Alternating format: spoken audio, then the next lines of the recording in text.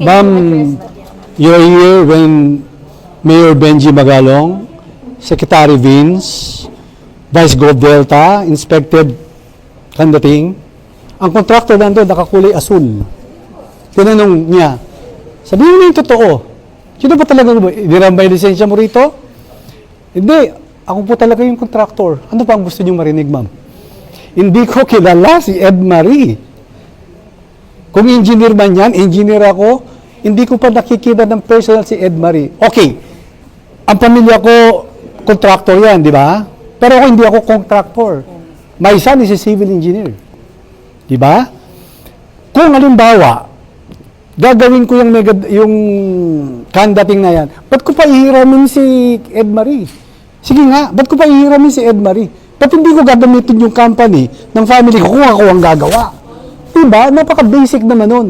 Napaka-basic naman nun. This is purely, boss, let us forget politics. Let us forget politics, okay?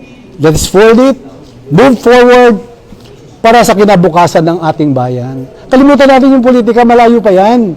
Solution na pa yan. Wala naman ako sinasabi eh.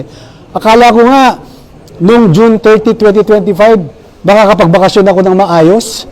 Hindi eh. Nung after ng SONA, tira ng tira sa akin eh. Hindi na ako nakaupo eh. Di ba?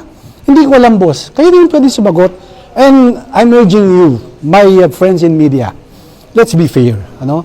Sabihin lang natin yung totoo. Sabihin lang natin yung totoo. Hindi ako nagpapapanik sa inyo, hindi ako nagpapakampi sa inyo. Sabihin lang natin yung totoo kung ano ang talagang nangyayari sa ating bayan.